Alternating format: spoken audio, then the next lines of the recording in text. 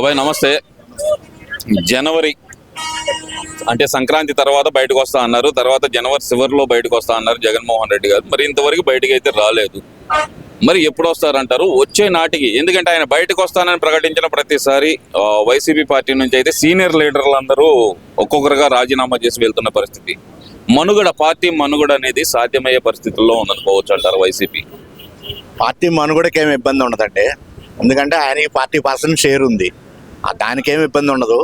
కాకపోతే అతను ఒక అడ్మినిస్ట్రేటర్ కాదు, వాళ్ళు నాయకుడు, బలమైన నాయకుడు అంతే. కాకపోతే అంతకుముందు 2 సార్లు కూడా వస్తానని చెప్పి ఆ కార్యక్రమాలని వాయిదా వేసుకున్నాడు. ఈసారి కూడా అట్లా వాయిదా పడుతేమో. అంటే అసలు ఈ వాయిదాల పర్వాన్ని ఎలా చూడాలి? అసలు ముఖ్యంగా ప్రజలందరూ ఇబ్బందుల్లో ఉన్నారంటూ పక్కన చెప్తూనే మరి ఆయన నేను వస్తాను ప్రజల తరపున పోరాటం చేస్తా అంటున్నాను. నిజంగానే ప్రజలు అంత ఇబ్బందుల్లో ఉన్నారా? ఈ 8 నెలల్లో ప్రజలు అంత ఇబ్బందులు పడుతున్నారు అనుకోవచ్చు అంటారు ఈ కూటమి ప్రభుత్వం వచ్చింది? లేదు, ఏం ఇబ్బంది పడలేదు. ఇప్పుడు మీరు అప్పుడు ఫీజుల గురించి ఆందోళన చేస్తారన్న వస్తానన్నాడు. మరి ఫీజులకి ఆయన పెట్టిన బకాయిలే మొన్న 800 కోట్లు విడుదల చేశారు. ఎన్నాడు? ఒక జనవరి నెలలో, ఇది ఫిబ్రవరి కదండి, జనవరి నెలలో విడుదల చేశారు. మరి ఇంకా ఆయన ఏం సమాధానం చెప్తాడు వచ్చి జనానికి? ఇప్పుడు ఆయన పెట్టిన బకాయిలే 800 కోట్లు చంద్రబాబు నాయుడు విడుదల చేశాడు. ఇంకా మరి ఇంకా ఆయన ఏమని ఆయన చేస్తాడు ఉద్యమాలు? అంటే రేపు 5వ తారీఖు పెట్టారు కదా, ఫిబ్రవరి 5వ తారీఖు అనేది ఫీజు బకాయిలపై పోరు అంటూ మరి పెట్టారు. మరి దాన్ని ఎలా చూడాలి అంటారు? మరి లేదు, అది బహుశా సక్సెస్ కాకపోవచ్చు, ఆయన రాకపోవచ్చు. ఎందుకంటే ఆయన పెట్టిన బకాయిలు 800 కోట్లు మన జనవరి నెలలో విడుదల చేశారు. మరి ఇక్కడ ఆయన ఏ మొహం పెట్టుకొని ఆయన ఈ ఉద్యమాలు చేస్తాడు? మరి ఇన్ని తెలిసినా సరే ఇంకెందుకు ప్రజల్ని ఇంకా మభ్య పెట్టే పరిస్థితుల్లోనే జగన్మోహన్ రెడ్డి ఎందుకున్నాడు అనుకోవాలంటారు? మభ్య పెట్టేవాళ్ళు అంటే ఇప్పుడు ఆయనకి ఇక ఆయన పార్టీ వాళ్ళని మభ్య పెడతావు అంతే. ఇక ఆయన పార్టీ వాళ్ళని మభ్య పెడతావే, అందుకంటే ఇంకా ఆయన ఇంకేం చేయలేడు, ఎవరిని మభ్య పెట్టలేడు. ఎందుకంటే ఆయన మభ్య పెట్టే రోజులన్నీ పోయినాయి. అంతే, మభ్య పెట్టాడు చేశాడు. ఇక్కడ ప్రధానంగా చూసుకుంటే గనక మరి జగన్మోహన్ రెడ్డి పదే చెబుతుంది, కూటమి ప్రభుత్వం వచ్చిన తర్వాత సామాన్యులు బతికే పరిస్థితి లేకుండా పోతుంది, ప్రతి ఒక్కళ్ళ మీద దాడులు చేస్తున్నారు, ప్రశ్నించే వాళ్ళ గొంతుకు అణగదొక్కుతున్నారు అనే మాట అయితే పదే వాడుతున్నాడు కదా, అది నిజమే అనుకోవాలంటారా? లేదు, ఎక్కడ నిజం లేదు అందులో, ఆ మాటలో నిజమే లేదు. ఇప్పుడు ఆయనకి సరైనటువంటి పాయింట్ దొరకలేదు. దొరక్కే ఆయన ఈ ఉద్యమం ఆ ఉద్యమం ఎన్నిసార్లు వాయిదాలు వేసుకోవటం రాకపోవటం జరుగుతుంది.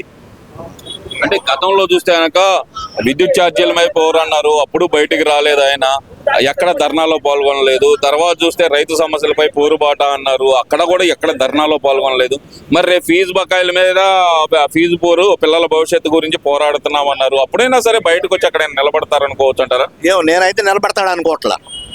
ఎందుకంటే ఇప్పుడు ఆయన చేసినటువంటి దురాఘాతాలన్నీ ఉన్నాయి కానీ మరి మరి ఇప్పుడు వచ్చి ఆయన ఎక్కడ ఏ మొహం పెట్టుకొని నిలబడతాడు? ఆయన ఏ సమస్యను ఆయన సాల్వ్ చేశాడు కాబట్టి ఏ సమస్యను ఆయన సాల్వ్ చేయలే. 800 కోట్లు ఆయన పెట్టిన బకాయిలే మొన్న జనవరిలో విడుదల చేశాడు చంద్రబాబు నాయుడు. ఇంకా ఏం మాట్లాడతాడు ఆయన ఫీజులు బకాయిల గురించి ఆయన? సరే, ఇదంతా ఒక ఎత్తు అనుకుంటే గనక ముఖ్యంగా చూసుకుంటే కనుక మొన్న చంద్రబాబు నాయుడు గారు చేసిన వ్యాఖ్యలు అయితే కనుక కలకాలం సృష్టిస్తున్నాయి. ఒక రకంగా చెప్పాలంటే కనుక రాష్ట్రం ఆదాయం ఇంత దారుణంగా ఉంది, ఆర్థిక పరిస్థితి దారుణంగా ఉంది, ఇది మెరుగుపడిన తర్వాత సూపర్ 6 అమలు చేస్తానని చెప్పి చంద్రబాబు నాయుడు గారు చెబితే అసలు సూపర్ 6 గాలికి వదిలేశారంటూ వైసీపీ నాయకులు ప్రచారం. ఎలా చూడాలంటారు? అటు చంద్రబాబు నాయుడు గారు చెప్పిన మాట కానీ వైసీపీ నాయకులు ప్రచారం చేస్తున్నారని క్వైట్ రివర్స్ లో ఉంది. అసలు ఎలా చూడాలంటారు ఈ ప్రచారాన్ని? లేదు, అంతా పాజిటివ్ గానే చూడాలా. ఎందుకంటే ఆయన ఏమంటున్నాడంటే కొన్ని కార్యక్రమాలకి డేట్లు ప్రకటించాడు, కొద్దిగా అటు ఇటుగా ఆయన అన్ని ఇస్తాడు. ఎందుకంటే జనం అంతా ఉచితాలకు అలవాటు పడిపోయారు. ఈ ఉచితాల మూలంగా భారతదేశ 2 కోట్ల అప్పులో ఉంది, 2 కోట్ల అప్పులో ఉంది. అలవాటు పడిపోయారు బాగా. అందువల్ల ఆయన ప్రతిదీ ఇస్తాడు, ప్రతిదీ టైం తీసుకుంటాడు. కాకపోతే ఈ 5 ఏళ్ల లోపు అన్నీ కరెక్ట్ అవుతాయి. ఇప్పుడు విజయసాయి రెడ్డి రాజీనామా చేశారు కదా, దాన్ని అసలు ఎలా చూడాలంటారు? ఎందువల్ల రాజీనామా చేశాడు అనుకోవచ్చు అంటారు? వెనకమాల రాజకీయ ఒత్తిడి ఉందనుకోవచ్చు అంటారా, లేదంటే గనక పార్టీలో ఇక కష్టం, పార్టీ మనుగడే కష్టంగా ఉంది అని చెప్పి తప్పుకున్నాడు అనుకోవచ్చు అంటారు? ఎందుకంటే అత్యంత నమ్మకస్తుల్లో విజయసాయి రెడ్డి ఒకళ్ళు జగన్మోహన్ రెడ్డికి, అలాంటి వ్యక్తే పార్టీ నుంచి తప్పుకున్నాడంటే అసలు ఎలా చూడాలంటారు దీన్ని? పార్టీ నుంచి తప్పుకోవడం అనేది ఆయన వ్యక్తిగతం. ఆయన పెద్ద పెద్ద స్థాయిల్లో ఏమేమి ఉన్నాయో వాళ్ళకి ఏమేమి తగాదాలు ఉన్నాయో మనకు తెలియదు. ఇక మనుగడ, పార్టీ మనుగడ అంటారా? పార్టీ మనుగడకి ఏమి ఇబ్బంది లేదని అనుకుంటున్నా. ఎందుకంటే జగన్మోహన్ రెడ్డికి 40% షేర్ ఉంది. అందువల్ల జగన్మోహన్ రెడ్డికి ఇబ్బంది లేదు, చంద్రబాబు నాయుడికి ఇబ్బంది లేదు, ఆయనకి 40% షేర్ ఉంది. 2014లో ఆయనకి 23 సీట్లు వచ్చినప్పుడు కూడా 40% చేరుంది చంద్రబాబు నాయుడికి. ఈయనకి మొన్న 11 సీట్లు వచ్చినప్పుడు కూడా 40% చేరుంది. ఈ 40% చేరుని మనం ఒక పార్టీని మనం నిర్మూలించలేం. అది అంత సమాజంలో జనాల్లో జీర్ణించుకుపోయింది. అది మాత్రం తప్పు. ఇది అటు జగన్మోహన్ రెడ్డిని ఆపలేము, ఈ చంద్రబాబు నాయుడిని ఆపలేము. అది వాళ్ళకి. మరి ఓవరాల్ గా చూసుకుంటే గనక ఈ 8 నెలల్లో కూటమి ప్రభుత్వం చేసింది ప్రజలకు గుండు సున్నా అంటూ వైసీపీ నాయకులు చేస్తున్న ప్రచారాన్ని ఎలా చూడాలంటారు? మరి ఇప్పుడు గుండు సున్నా అంటే ఇప్పుడు మొత్తం ఒకేసారి అన్ని చేయాలంటే ఇదేమన్నా డాక్యుమెంటరీ కాదు, సినిమా కాదు, నిదానంగా అయితే. ఇప్పుడు ఒక ప్రభుత్వానికి రాజ్యాంగ పరంగా మనం 5 సంవత్సరాలు ఇచ్చాం గడువు. 5 సంవత్సరాల లోపు అన్ని చేస్తాడని అనుకుంటున్నాం. చేయకపోతే అప్పుడు ఆయనకే 11 సీట్లు ఇస్తారు జనం. ఇస్తారని అనుకుంటున్నాను నేను. అంటే ఇచ్చిన పథకాలన్నీ హామీలు అమలు చేయబోతానికి ఈ కుటుంబ ప్రభుత్వానికి కూడా కష్టాలు తప్పవంటారు. మరి అంతే కదండి, మరి ప్రజలు ఊరుకోరు కదా. మరి ప్రజాస్వామ్యంలో ప్రజలే న్యాయ నిర్ణేతలు. అంటే ఇక్కడ ప్రధానంగా వైసీపీ నాయకులు చెప్తుంది ఏంటంటే, మేము ఎన్నో చేశాము, నవరత్నాలు అమలు చేశాము, అయినా సరే ప్రజలు మమ్మల్ని ఎందుకు ఓడించారో అర్థం కావట్లేదు అంటున్నారు. మరి ఇప్పుడు సూపర్ 6 హామీలు అమలు చేసినా ప్రజలు గెలిపిస్తారనే నమ్మకం ఈ కూటమి ప్రభుత్వానికి ఉందనుకోవచ్చు అంటారు? అంటే ప్రధానంగా వైసీపీ కారణం ఇప్పుడు ఒక విధి ఏంటంటే, పార్టీల విధి ఏంటంటే, సరే గెలిచినా గెలవకపోయినా వాడిచ్చిన హామీలన్నీ నెరవేర్చాలా. అలా నెరవేరుస్తాడని అనుకుంటున్నాను నేను చంద్రబాబు నాయుడు. ఎందుకంటే నెరవేరిస్తే గెలుస్తాడనే విషయం మాత్రం పక్కన పెట్టాలి. ఇప్పుడు 1991లో పివి నరసింహారావు గెలిచాడు.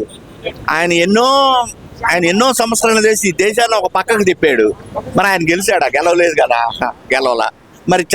మరి వాజ్పేయి ఎంతో నిజాయితీ పరుడు. ఆయన గెలిచాడా? గెలవలా. అలానే గెలిచేది గెలవంది తర్వాత సంగతి. ముందేంటంటే దేశాన్ని అభివృద్ధి చేయాలా. అలా చేస్తాడనే అనుకుంటున్నా చంద్రబాబు నాయుడు నేను. అంటే ముఖ్యంగా రాష్ట్రంలో చూస్తే కనుక పరిస్థితులు, ఆర్థిక వనరులు కానీ సహకరించేటట్లు లేవు. సంక్షేమ పథకాలు అమలు చేయడానికి లేట్ అయ్యేటట్టు ఉంది. ప్రజల్లో వచ్చేతలికి మరి పూర్తి వ్యతిరేకత వచ్చేసింది ఈ ప్రభుత్వం మీద. ఇప్పటి నుంచే ప్రభుత్వాన్ని దుమనాడదాం మనం అంటూ వైసీపీ నాయకులు చేస్తున్న వ్యాఖ్యలు నిజంగానే ఇప్పటి నుంచే రాజకీయాలు మొదలుపెట్టి ఆ రాజకీయ అశాంతిని నెలకొల్పడానికి వైసీపీ నాయకులు ఏమైనా ప్లాన్ చేశారనుకోవచ్చు అంటారా? అనుకోవచ్చు. ఇప్పుడు ప్రతిపక్ష విధి ఏంటంటే, జనరల్ గా ప్రజలకు చేసినటువంటి హామీలను నెరవేర్చడానికి పాటుపడాలా. కానీ వాళ్ళు అలా పాటుపడతల్లా. అది అడగండి, తప్పు లేదు. అంతే, హామీలు నెరవేర్చమని అడగచ్చు. ఎందుకంటే ప్రజాస్వామ్యంలో ప్రతిపక్ష విధి అది, వాళ్ళ బాధ్యత. అది కాకుండా ఇంకేదో చేద్దాం అనుకుంటే చెయ్యొచ్చు, చేస్తారేమో. జనం అంతా ఒక కంటితోటి కనిపెడతానే ఉన్నారు. ఇట్లాంటి సాగనియ్యరు.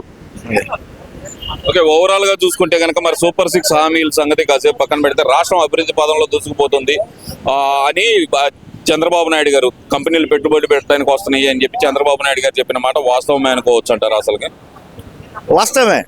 వస్తానే ఉన్నాయి, చూస్తానే ఉన్నాం. మామూలుగా పేపర్లో పడతానే ఉన్నాయి, చూస్తానే ఉన్నాం. వస్తాయి. అది ఆయన కంటే మాత్రం బాగా వస్తాయి. ఏది ఆయన 1000 కోట్ల రూపాయల పెట్టుబడులు కూడా తేలేదు. అంటే ఇక్కడ ప్రధానంగా చూస్తే గనక లోకేష్ గారు కానీ చంద్రబాబు నాయుడు గారు కానీ ఒక మాట అన్నారు, జగన్మోహన్ రెడ్డి మళ్ళీ రాడని హామీ ఇస్తేనే మేము పెట్టుబడి పెడతామని చెప్పి వ్యాపార వర్గాలు చెబుతున్నాయి, పెట్టుబడిదారులు చెప్తున్నారు. అదే ఇలాంటి పరిస్థితి పోవాలి అంటున్నారు. అసలు వ్యాపార వర్గాలు కానీ పెట్టుబడిదారులు కానీ జగన్మోహన్ రెడ్డిని చూసి భయపడటానికి గల ప్రధాన కారణం ఏంటంటారు? కారణం ఏంటి? ఇప్పుడు ఆయన హయాంలో ఏ పరిశ్రమలు తేలా, కనీసం 1000 కోట్ల పరిశ్రమను తేలా. ఆయన కడప జిల్లాలోనే ఆయన స్టీల్ ఫ్యాక్టరీ తేలేకపోయాడు. మరి అందువల్ల ఆయన చూసి భయపడితే భయపడచ్చు. అంతేగాని ఒకటే, ఇప్పుడు 10 మందిలో 5-6 వస్తారు, చంద్రబాబు నాయుడు తీసుకొస్తాడు. అయితే 10 మంది రాకపోవచ్చు. తెలంగాణ పరిశ్రమల మంత్రి ఏమన్నాడంటే మహారాష్ట్రకి బొంబాయి ఉంది, తెలంగాణకి హైదరాబాద్ ఉంది, కానీ ఆంధ్రప్రదేశ్కి చంద్రబాబు నాయుడు ఉన్నాడు, అంతే. ఇది బ్రాండ్ అంటారు. బ్రాండే. Thank you.